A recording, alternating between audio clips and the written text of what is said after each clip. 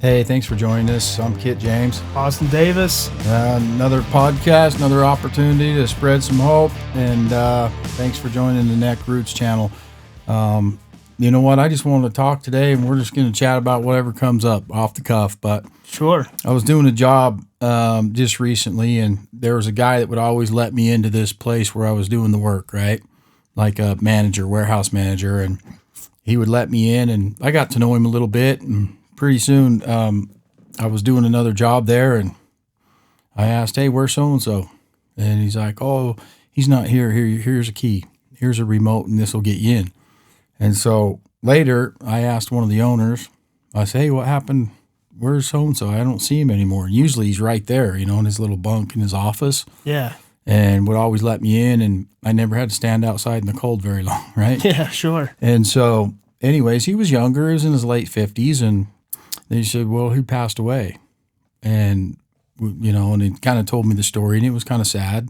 They didn't really realize until, he didn't show up for work, and then they did a welfare check, and they realized that he had passed. And so I just look at his age, and then, the recent news of Toby Keith, and yeah, man. And recently we had a friend on here that's, a cancer survivor and been through it and was, looking at the what ifs. Yeah. And I've been in those positions, when I had my son. It wasn't me, but when I had my son and I was, trying to follow my son, and when he was born 3.5 months early, and the doctor said, nope, you're not coming in. I'm like, okay. So I go back over to my wife, and I'm standing there with my wife, and they're working on her, and they're working on my son, and they're like, get out of the way. Yeah. And during that 10 minutes, it makes you think, dude, the whole world stops, right? That 10 minutes lasted 10 years, bro. Yeah. And so I don't even want to tell you some of the things you think about, but it just makes you realize the importance of time. Yeah. Right? And not just time, like what time is it, or am I wasting time, or whatever. Like really appreciate the blessing of time. Yeah. And you know its what value. I mean? Yeah. Right? And it's value. It just you gets just heavy. don't know how much it means to you. Right. Right. That reminds me, I think, we've done a few episodes on time, I think, or at least one. But I've got this story, and I think I may have told it, but I'll tell it better this time. Story always gets better the second time. Stories always get better, man. I'm gonna make some stuff up, and I'm gonna fill this one up so it gets better. No, but there was the summer after I graduated high school. Right, I was working at this company called OGO. They make like gear bags and all kinds of stuff. They were pretty heavy into like the extreme sports scene. Right, they sponsored a lot of riders. They were at like back when we did the Do Tour. Like this is funny, Kit. I would go to the Do Tour, so I had the badge like, hey, I'm working here at the Do Tour, whatever, so I can get in and out, whatever. It wasn't just like a spectator badge. I did the Do Tour too. You did the Do Tour? Yeah, dude. Maybe people remember it. Some people don't, right? Depending on how old you are. Oh, bro. But this was legit. the X Games. Yeah. Like the Do Tour was the X Games. And it was way more popular back then because all the tricks were brand new. But so I was at the OGO bus, kind of working the show, working whatever. And the riders came up to sign autographs. And I was like, you know what? I race dirt bikes. I suck, but I'm a racer.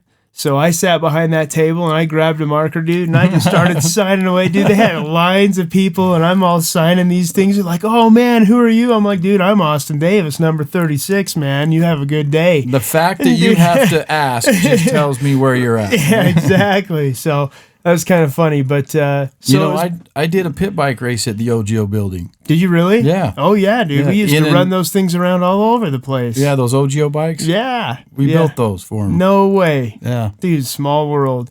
So, so at the time I was working for OGO, and they were doing like a video with the Godfrey crew at that time, and they had the Nitro Circus compound. Yeah. Out there in a place called Bluffdale, right? You know where Bluffdale is. And it was right by the railroad tracks. Kind of hard to get to. You wouldn't know it was there unless somebody told you it was there, right? Yeah.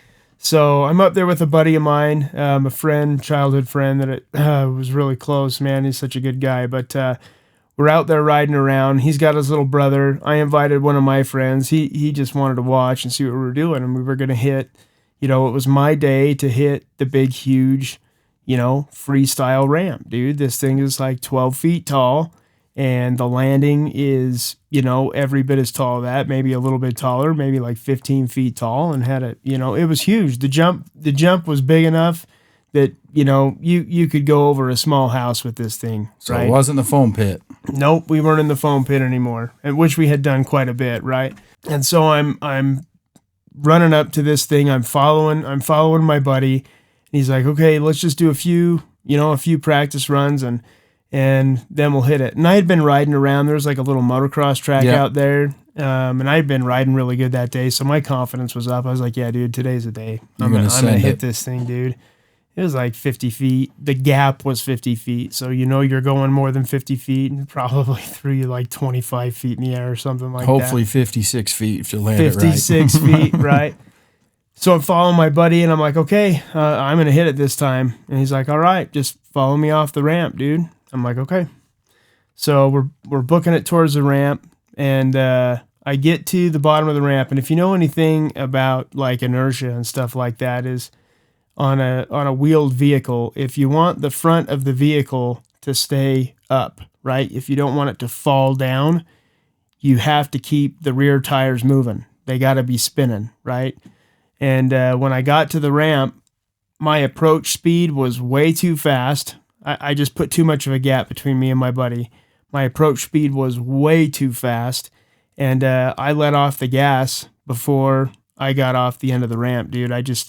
When I hit that thing, I just kind of blacked out on what I was supposed to do, and thoughts just fleeted away. And as I'm going through the air, since I didn't have the gas on, dude, that bike just started to front flip. We call it an endo. Yeah. But for those of you who don't know what that is, it just started to go into a front flip. And I just remember thinking, like, this is a big jump. I'm definitely going to crash here. And it's going to be really bad. And I really thought, like, okay, this is where I die.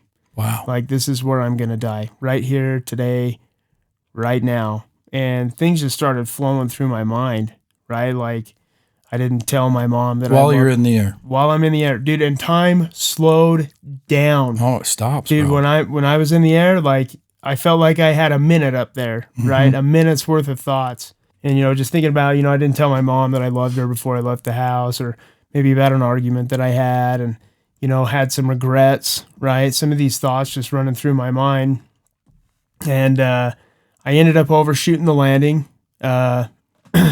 The downhill side of it anyway by quite a bit. And essentially what happened is the bike had done enough of a front flip or enough of an endo that I was coming towards the ground first and the bike was behind me. Oh, wow. Right. And we're falling 25 feet out of the air, dude. And that bike weighs 250 pounds, without gravity. Yeah, without gravity. And so I'm putting my hands out because I'm hitting the ground. I hit the ground, dude. The bike pancakes me. Flies up in the air, I roll, the bike comes back down and hits me again, and I'm laying there on the ground. Somehow I'm not dead, but I open my mouth to try and take in a breath, right? Because you can either breathe through your nose or you breathe through your mouth, right? Those are your options. And so I'm opening my mouth, and I can't get any air to come in, like, and that realization, like right there, it was like, oh, okay. I didn't die immediately, but I'm going to die now, right? And it was scary, man. It was like 30 seconds that I would open my mouth and try and get air to come in, and nothing would happen. Because, you breathe without thinking about it. It's just something that your body does. Right. Right? And so nothing was happening. And I finally, after 30 seconds, I'm a religious guy, right? And so while this is all going on and I can't breathe, I'm praying in my heart, like, God, don't let me die here. Not right here. Not right now. Yeah. Like, even though I had all these thoughts, and somehow miraculously I was able to take a little breath. Like, all of a sudden it just worked. And then I was getting enough breath to where I could start to yell My buddy would say I was screaming. But I was yelling that I needed air. Like, I don't know if anybody's ever been in this situation where you're screaming and crying for air, but that was the situation I was in, right? And I laid on the ground for a little while, and finally, like, I got myself composed. I was breathing okay. Like, I didn't feel like I was out of air anymore. I felt like I had enough. And I just remember laying in that dirt and just thinking about, what time means to me now. Yeah. Because I really thought like I was out of time. My time was done. I was punching my card, dude, and there was nothing left. And in that very moment, I was like, there is so much more that I want to do, right? I hadn't accomplished a lot in my life. I was only like 17, 18 years old. Yeah. And, I felt like there was a lot of life left to experience. But right then, I was like, dude, time's up. And I gained an appreciation, a much deeper appreciation for the time that I've been given, right? Yeah. Every day, every 24 hour, every minute, right, is a blessing since that experience. And anyway, just to kind of wrap that up so there's no cliffhanger there for everybody. But I'm laying on the ground, kind of able to think and talk through stuff. And I'm like, hey, guys, just get my helmet off. And by this time, both my buddies were over there and his little brother and my buddy's little brother. And I'm like, just get my helmet off. Cause it's kind of, you're confined in there and you just need to be opened up, whatever. And so they took my helmet off and my head fell backwards, but my shoulders stayed up. And then they started freaking out because they're like, oh my gosh, his neck is broken. Don't touch him. His neck is broken. This is bad. Call an ambulance. And I remember saying, don't you dare call an ambulance, because if I don't die from this, my dad is going to kill me when he gets that ambulance bill. So they're like, no, we really need to call an ambulance. I'm like, we're not calling an ambulance. And I said, they're like, well, we're not going to touch you. And I'm like, great, I'll do this all on my own. So my buddy had like a folding chair in the back of his truck, and he had pulled his truck over. I'm like, get the folding chair out of the back of your truck, bro. Set it right here next to me. I pick myself up off the ground, and I'm sitting in this chair, and they're freaking out, and they don't want me moving or anything. And I'm like, I got to come up with a plan on how to get myself home, because I just need to go home and take a nap, dude. I'll be good after I take a nap, bro. You need to go to the hospital. Yeah. So I'm sitting in this chair, and I come up with this whole plan about how to get my bike and the truck, and who's staying back at the compound, and how I'm getting there and who's going to help me. And I put this whole thing together because they were panicking, and I was just, coming up with a plan. And so I hop in my buddy's truck, we get everything, and we start rolling, dude. And there were like pebbles on the road, right? And he would hit these pebbles, dude. And I would be screaming, dude. I'm like, you got to slow down. And he's like, dude, we're doing 5 miles an hour. The truck doesn't go any slower than this. But it was quite a lot of pain because the adrenaline wore off. We got home. Our home at the time, like, we had like 32 stairs to get to the top level of the house, right, dude? We were on a hillside, so the stairs just went all the way to heaven. And so I get up all those stairs. I get halfway up, and Mom's there. She's like, hey, what's going on? I'm like, oh, nothing. I just need to come home. I had a little tip over. I'm going to go take a shower or whatever. So I go upstairs. I take a shower. And I didn't know this, but my buddy's in there telling my mom what happened, right? Uh-oh. So I get out of the shower and I go lay in bed. I'm like, oh, I'm just going to take a nap. I'll be good, right? And Mom comes in and she's like, we are going to the hospital right now. And I'm like, nah, I'll be okay, Mom. I just need to lay down. She's like, we're going right now. So, and there's another really funny part of this story. So we get to the emergency room. My mom has to bring me in a wheelchair because by this time, dude, the pain was so bad. And so she's wheeling me in through the front doors. We get to the front desk, dude, and I don't know what was going on. She must have been looking somewhere else, but she runs that wheelchair right into the front desk. Whoa. And I let out the biggest expletive, the worst expletive you can think of, dude. I yelled that at the top of my lungs, and the lady behind the counter is like, we'll get him back right now. Shortest emergency room wait I've ever had. So that's all you got to do, huh? That's all you got to do, right? So we go back there, and long story long here, but I ended up breaking both of my collarbones. One of my lungs was collapsed and punctured.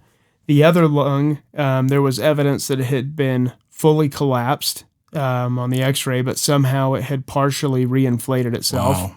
Don't know how that happened, dude. I do. Yeah, right, exactly. And then I had a number of fractured ribs, had a concussion, ended up having permanent nerve damage in my hip, right? So my hip it's always numb. And it felt like for a couple months the blood would crystallize in there, and every time I sat up or moved or bent my hip, dude, it felt like breaking glass inside that joint, dude. It was so bad. It was the worst. But did it finally flush out though? Yeah, so the breaking glass is gone, but it's still numb. It's been numb since I was 18. I'm 35 now. Mm-hmm. Yeah, so it's going on. I remember dude. I hit you on the hip and said good game, and you didn't feel it. Game, bro. But yeah, the point of that story was the appreciation that I gained for time. Yeah. Dude, time is everything. Time is everything. And if you don't feel like you're about to lose your time, like, just know that if you ever find yourself in that situation, all you're thinking about is you want more. Yep. You know what? And that's a good thing to take into our daily lives. You hear that, live like you're dying. Yeah. And we think of the song and then we kind of discount it. But the truth is, everybody knows their birthday when they were born, but we don't know how much time we have. Yeah. We don't have control of that, right? Yeah. And that's something that we don't know. And that unknown, it might seem scary. It might, include the words like fear, etc., or whatever. But the truth is, if we focus on the time that we do have and make the best of it, man, that's what's most important. It's quantity. Yeah. It's like, how long am I going to live? I know people live to be 100, but really died when they're 25. Yeah, no, dude, that's you know what true. I mean? Yeah. And so I think it's just something good for us to compartmentalize as we leave the house, or as we're in a bad mood, or as we're arguing with our significant other or whatever, to just say, you know what, man, none of it matters, because when you get in those moments, everybody I've talked to that are in those moments, their whole outlook changes. They become a little bit more blunt and a little bit more outspoken, and they do live their life differently after those type. And that should tell us enough. That should tell us everything, right? Yeah. And where you've been in that situation, it's like, man, anytime you're having one of those days, you think back to that and go, you know what? You would have wished for even bad time, just time, right? Just some time, dude. Yeah. Yeah. Anything. Even if it's a dark cloud and it's raining and you got your blankie and it's Snoopy time or whatever, right, Charlie Brown time, whatever. Yeah. Any time is better than no time. Yeah. Right? Yep. And so I think that's important. That's good. Thanks for sharing that story, man. Yeah, no problem, man. So, well, I think that's probably a good message for today. We don't want to beat time to death any more than we already have. We just want to stress the importance of it, Neck Nation. I mean, it's don't take it for granted. No. And make the most of it for sure. Yep. Because one day you'll be laying there and saying, like Austin saying, I want to take a nap, and that nap could have been a dirt nap. Dirt nap, yeah. Right? Awesome. All right. Well, thanks, Neck Nation. Thanks for tuning in. We appreciate everybody that listens to the podcast and watches the videos on YouTube. We really do. We appreciate everybody following us. Yeah.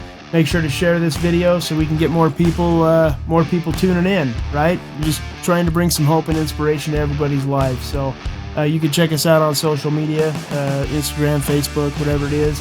And we'll leave you with that message. Bless up, guys. Bless up.